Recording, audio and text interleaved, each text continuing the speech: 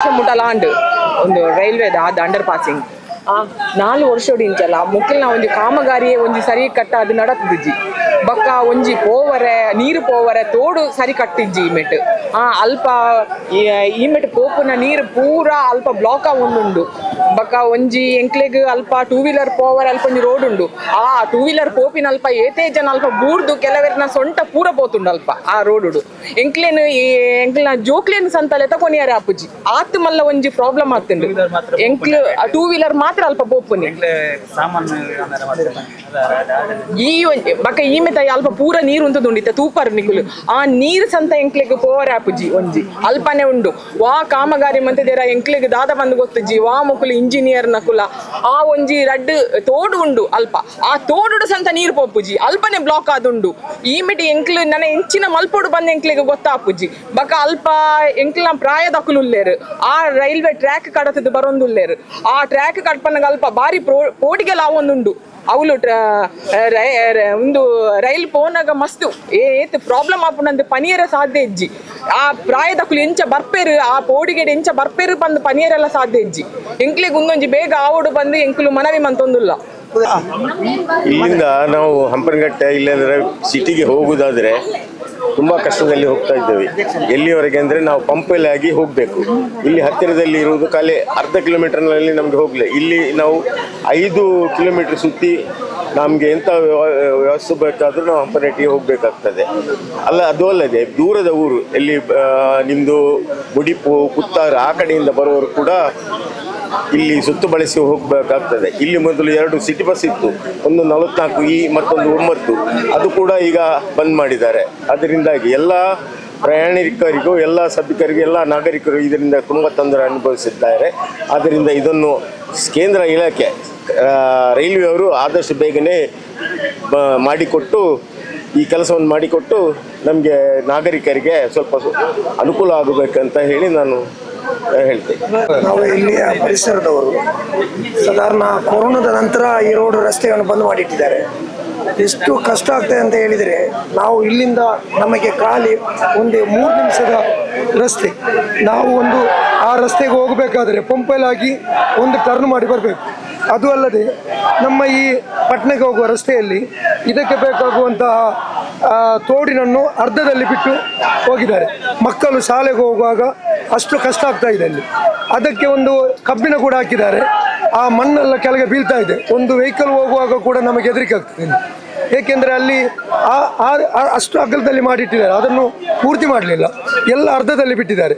ಇಂಥ ಪರಿಸ್ಥಿತಿಯಲ್ಲಿರುವಾಗ ನಮಗೆ ಯಾರ ಹತ್ರ ಹೇಳ್ಬೇಕು ಏನಂತ ಆಗ್ತದೆ. ಒಮ್ಮೆ ನಾವು ಇಲ್ಲಿಯ ರೈಲ್ವೆ ಅಧಿಕಾರಿ ಬಂದಾಗ ಕೂಡ ಉಳ್ಳಾಲ ನಗರ ವೇದಿಕೆಯವರು ಇಲ್ಲಿಯ ಕೆಲವು ನಮ್ಮ ನಾಗರಿಕರು ಹೋಗಿ ಮಾತನಾಡಿದ್ದಾರೆ. ಆದಷ್ಟು ಬೇಗ ಮಾಡಬೇಕಂತ ಹೇಳಿದ್ದಾರೆ. ಆ ಮಳೆ ಬಂದ ನಂತರ ಏನೂ ಕೆಲಸ ಆಗಲಿಲ್ಲ. ಇನ್ನು ಇರುವುದು ಒಂದು 15 ದಿವಸದ ಕೆಲಸ. ಅದನ್ನು ಮನಸ್ಸು ಮಾಡಿದರೆ ಯಾವಾಗಲೇ ಮುಗಿಸಬೇಕಿತ್ತು. ಅಂದರೆ ಯಾರಿಗೂ ಗೊತ್ತಾಗೋದಿಲ್ಲ. ಉಳ್ಳಾಲದಿಂದ ಆ ಕಡೆಯಿಂದ ಅದೆಷ್ಟೋ ಜನರು ಈ ರಸ್ತೆಯಿಂದ ಹೋಗುವ ಪರಿಸ್ಥಿತಿ ಈಗ 4 ವರ್ಷದಿಂದ ಇದು ಬಂದಾಗಿದೆ. ಇನ್ನು ಈಗಿನ ಆದರೆ ನಾವು ಇಡೀ ಒಂದು ಬಲಿ ಬರಬೇಕಾಗ್ತದೆ. ಆದಷ್ಟು ಬೇಗ ಇಲ್ಲಿಯ ಶಾಸಕರು ಹಾಗೆ ನಮ್ಮ ಇಲ್ಲಿಯ ರೈಲ್ವೆ ಅಧಿಕಾರಿಗಳು ಇದನ್ನು ಮನಗಂಡು ಆದಷ್ಟು ಬೇಗ ನಮಗೆ ಕೆಲಸವನ್ನು ಪೂರ್ತಿ ಮಾಡಿಕೊಡಬೇಕಾಗಿ ತಮ್ಮಲ್ಲಿ ವಿನಂತಿಸ್ತೇನೆ. ನಾನು ಜೆ ನಾಗೇಂದ್ರ, ಮಂಗಳೂರು ಮಹಾನಗರ ಪಾಲಿಕೆಯ ಜಪ್ಪಿನಮೊಗರಿನ ಮಾಜಿ ಕಾರ್ಪೊರೇಟರ್. ಎಂದು ಜಪ್ಪಿನಮೊಗರು ಮತ್ತು ಉಳ್ಳಾಲ ಪಡೇಲ್ ಕಡೆಯಿಂದ ತಲಪಾಡಿ ಕಡೆಯಿಂದ ಒಂದು ಮಂಗಳಾದೇವಿ ರಸ್ತೆಯಾಗಿ ಮಂಗಳೂರಿಗೆ ಹೋಗುವಂಥ ಹೆಬ್ಬಾಗಿಲು ಈ ರಸ್ತೆ ಕಳೆದ 4 ವರ್ಷಗಳಿಂದ ರೈಲ್ವೆ ಅಧಿಕಾರಿಗಳ ನಿರ್ಲಕ್ಷ್ಯತನದಿಂದ ಎಂಪಿಗಳ ನಿರ್ಲಕ್ಷ್ಯತನದಿಂದ ಈ ಒಂದು ರಸ್ತೆ ಬಂದಾಗಿದೆ. ಮಂಗಳಾದೇವಿ ಮತ್ತು ಮಾರಿಗುಡಿ ನವರಾತ್ರಿಯ ಸಮಯದಲ್ಲಿ ಈ ಹಬ್ಬದ ಸಮಯದಲ್ಲಿ ಈ ಒಂದು ರಸ್ತೆ ಬಹಳ ಪ್ರಾಮುಖ್ಯವಾಗಿತ್ತು. ಆದರೆ ಏನು ನಮ್ಮ ದುರದೃಷ್ಟ ಏನೋ ನಾವು ಕಂಕನಾಡಿ ರೂಟ್ ಆಗಿ ಎಲ್ಲ ಒಂದು ಸುತ್ತಾಡಿಕೊಂಡು ಹೋಗುವಂಥ ಪರಿಸ್ಥಿತಿ ಬಂದಿದೆ. ಇನ್ನಾದರೂ ರೈಲ್ವೆ ಅಧಿಕಾರಿಗಳು ಎಚ್ಚೆತ್ತುಕೊಂಡು ಆದಷ್ಟು ಬೇಗ ಈ ಒಂದು ರಸ್ತೆಯನ್ನು ಮುಗಿಸಬೇಕಾಗಿ ಕೇಳ್ಕೊಳ್ತೀವಿ. ಬಹಳ ವರ್ಷದ ಜನನ ಒಂದು ಬಯಕೆ ಇದು.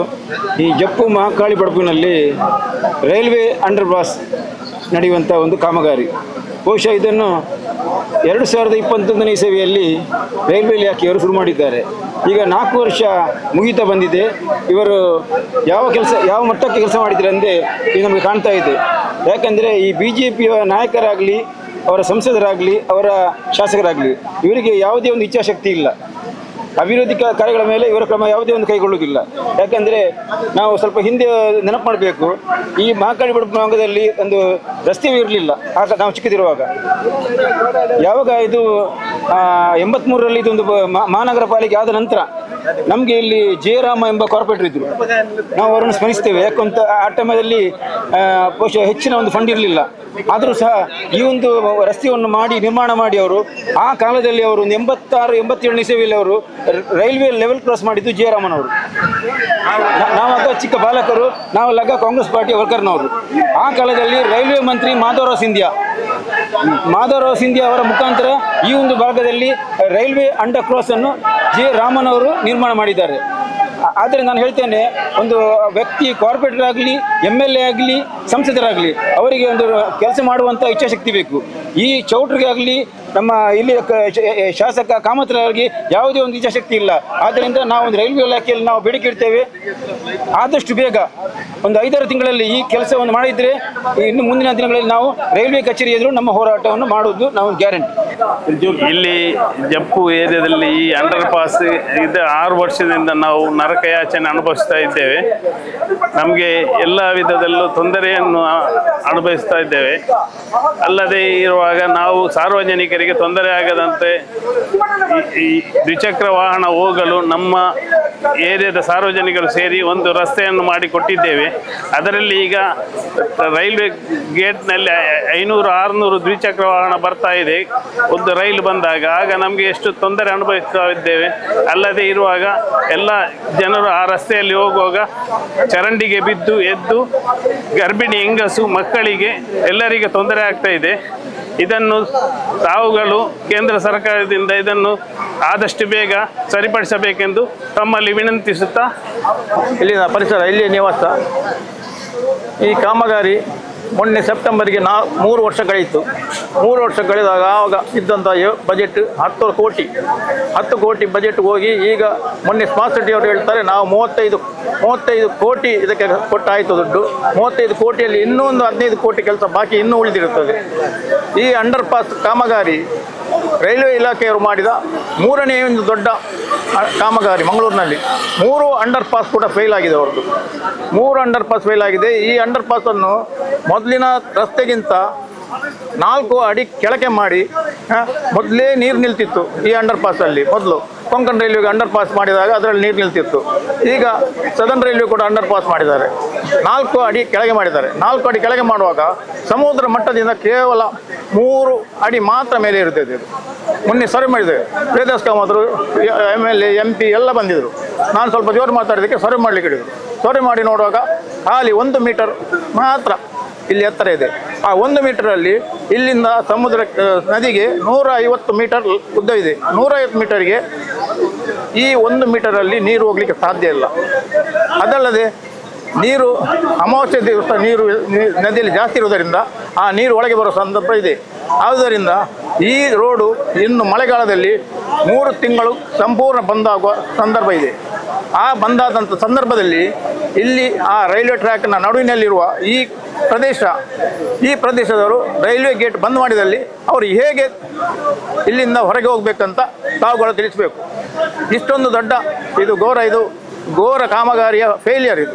ಈ ಫೇಲಿಯರ್ ಆದಂಥ ಇಂಜಿನಿಯರ್ನವರು, ರೈಲ್ವೆ ಇಲಾಖೆಯ ಇಂಜಿನಿಯರ್ನವರು ಕೂಡಲೇ ಸಸ್ಪೆಂಡ್ ಮಾಡಿ ಈ ಬ್ಲಾಕನ್ನು, ಸದರ್ನ್ ರೈಲ್ವೆಗೆ ಹಾಕಿದಂಥ ಬ್ಲಾಕನ್ನು 4 ಅಡಿ ಎತ್ತರಕ್ಕೆ ಏರಿಸಿ ಆ ಅಡಿಯಲ್ಲಿ ಹಾಕಿದಂಥ ಮಣ್ಣನ್ನು ತುಂಬಿಸಿ ಕಾಮಗಾರಿಯನ್ನು ಪೂರ್ತಿಗೊಳಿಸಬೇಕು. ಹಾಗೆಯೇ ದೇವಸ್ಥಾನದಲ್ಲಿ ಬದಿಯಲ್ಲಿರುವಂಥ ಆದಿಮೇಶ್ವರಿ ದೇವಸ್ಥಾನದ ತಡೆಗೋಡೆ ಬೀಳುವ ಸಂದರ್ಭದಲ್ಲಿ ಇದೆ. ಅದಕ್ಕೆಲ್ಲ ಸಪೋರ್ಟ್ ಕೊಟ್ಟಿದ್ದಾರೆ. ಅದನ್ನು ಮಾಡಿಕೊಡ್ತೇನೆ ಅಂತ ಹೇಳಿದ್ದಾರೆ. ಕೊಡ್ತಾರೆ. ನಿನ್ನೆ ಕೂಡ ಬಂದು ಹೇಳಿದ್ದಾರೆ ಇಂಜಿನಿಯರು ಮಾಡಿಕೊಡ್ತಾರೆ. ಅದು ಮಾಡಿಕೊಂಡು ಅವರ ಜವಾಬ್ದಾರಿ. ಬಿದ್ದರೆ ಅದು ಕೊಡಲೇಬೇಕು, ಅವರ ಜವಾಬ್ದಾರಿ. ಅಲ್ಲದೆ ಈ ಕಾಮಗಾರಿ ಮಳೆಗಾಲದ ಹೊಸ್ತಿನಲ್ಲಿ ಜುಲೈ ತಿಂಗಳಲ್ಲಿ ಈ ರಸ್ತೆಯನ್ನು ಬಿಡುಗಡೆ ಮಾಡಬೇಕು. ಯಾಕೆಂದರೆ ಡಿಸೆಂಬರ್ ಜನವರಿಯಲ್ಲಿ ಮಳೆಗಾಲ ಇಲ್ಲದ ಸಂದರ್ಭದಲ್ಲಿ ಈ ರಸ್ತೆಯನ್ನು ಬಿಡುಗಡೆ ಮಾಡಿ ಅವರು ಹೋಗ್ತಾರೆ. ಜೂನ್ ಜುಲೈಯಲ್ಲಿ ಮಳೆ ಬರ್ತದೆ. ಮಳೆ ಬರುವಾಗ ಪಬ್ಲಿಕ್ ಎಂತ ಮಾಡ್ತಾರೆ? ಓಲ್ ಸೈದೇರಿ MLA, ಓಲ್ ಸೈದೇರಿ ಕಾರ್ಪೊರೇಟರ್ ಈ ಪ್ರಶ್ನೆಯನ್ನು ಹಾಕ್ತಾರೆ. ಆದ್ದರಿಂದ ಆ MLA, MP ಯಾರು ಉಸ್ತುವಾರಿಗಳು ಯಾರಿದ್ದಾರೆ ಅದನ್ನು ಗಮನಿಸಿ ಆ ರಸ್ತೆಯನ್ನು ಜುಲೈ ತಿಂಗಳಲ್ಲಿ ಬಿಡುಗಡೆ ಮಾಡಬೇಕಂತ ನನ್ನ ಅಭಿಪ್ರಾಯ.